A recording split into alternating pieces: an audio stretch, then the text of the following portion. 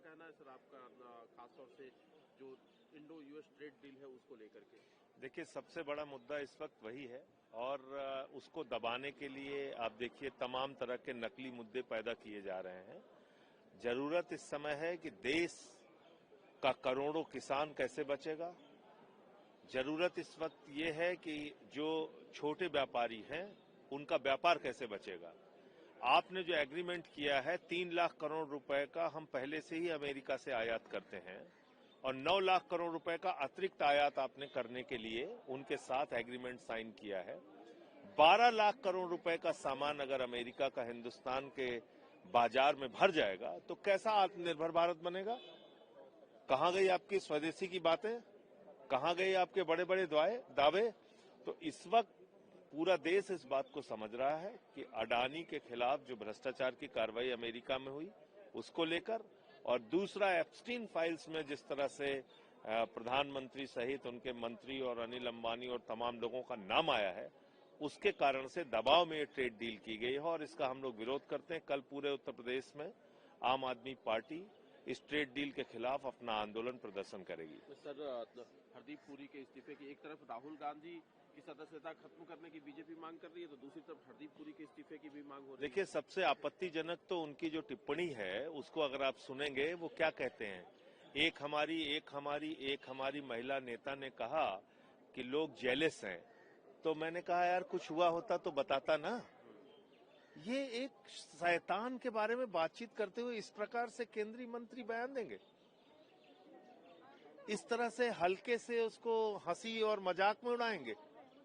ये दिखाता है उनकी संवेदनहीनता और ये दिखाता है कि अभी इस फाइल में बहुत सारे राज छिपे हुए हैं। राहुल गांधी के भी सदस्यता की बात चल रही है कि उनके खिलाफ। देखिए, मैं कह रहा हूं ये पूरी तरीके से डाइवर्जन टैक्टिस है, असली मुद्दे से ध्यान हटाने की कोशिश है। मुद्दा इस वक्त जो है, देश चाहता है ये ट्रेड डील रद्द होनी चाहिए। इसमें भारत के हितों का, करोड़ों किसानों के हितों का समझौता किया गया है, उसको बेचा गया है।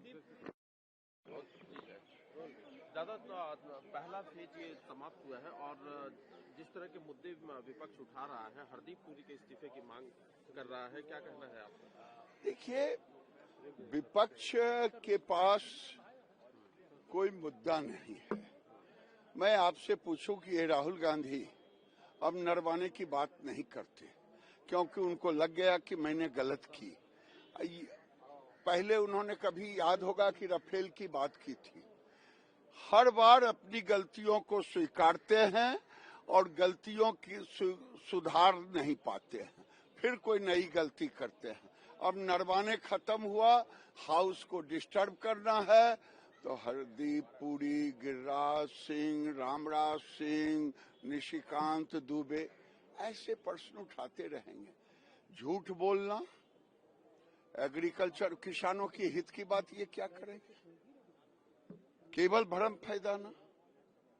पता नहीं इस आदमी को क्या हो गया है, भ्रम फैलाना, माफी मांगना, भ्रम फैलाना, माफी मांगना, यही राहुल गांधी का फितरत रहा। लेकिन राहुल गांधी कह रहे हैं कि चाहे उनकी सदस्यता चली जाए, उनके चुनाव लड़ने पर प्रतिबंध हो जाए, लेकिन वो किसानों की बात करना नहीं छोड़ेंगे। अरे क्या किसान की बात नहीं छोड़ेंगे? मैं तो पहले कह चुका, जिसको किसानी का औबोसो नहीं मालूम, जो बता दे, कोई एक चीज बता दे किसानी क्या होता है और कौन खेत क्या होता है, ऐसा आदमी क्या बोलेगा?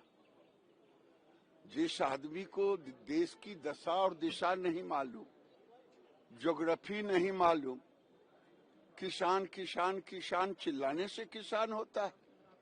किसान की पीड़ा देखा है कभी कि बिहार गए और खेत में कूद गए सॉक्स मौजा पहने हुए, ये किसानी होता है? मजाक कर रहे हैं। वंदे मातरम को लेकर मुस्लिम संगठन सवाल कर रहे हैं, कह रहे हैं हम वंदे मातरम नहीं गाएंगे, अल्लाह की इबादत करते हैं। कई सांसदों ने भी कहा कि वो खड़े हो सकते हैं लेकिन वो गाएंगे नहीं। भाई, ये अल्लाह की इबादत देते हैं। अल्लाह ने उनको कहा था चोरी करोगे तो हाथ काट लिए जाएंगे, तो हाथ कटवाते हैं क्या? जो ठीक लगे।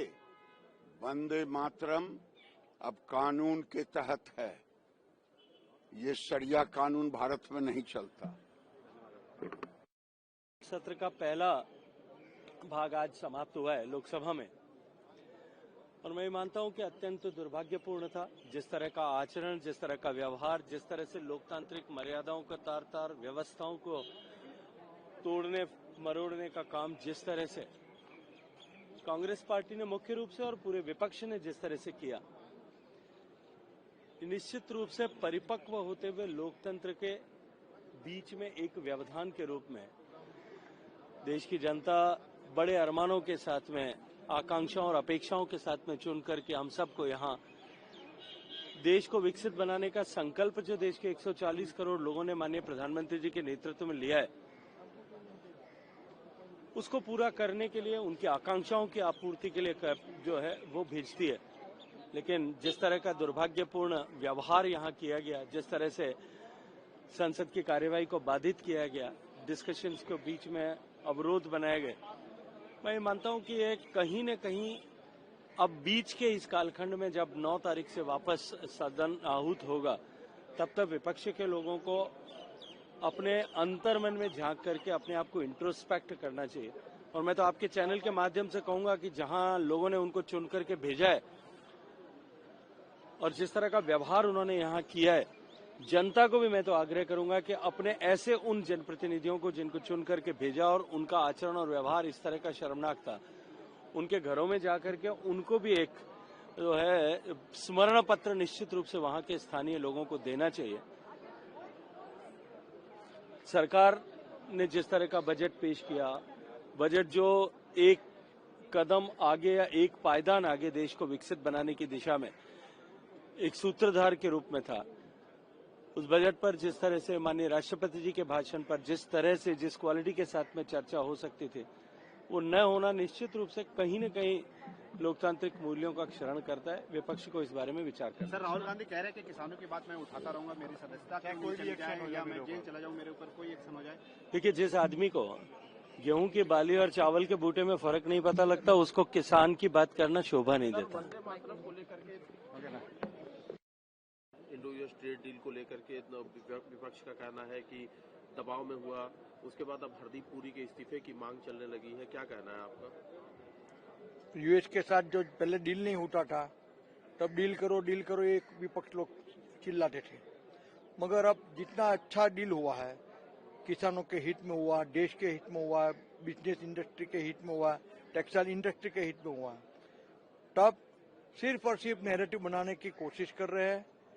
संसद में हाउस में बैठना नहीं है, बैठ के बोल के भाग जाना है, ऐसे भागेडू नेता एलओपी है।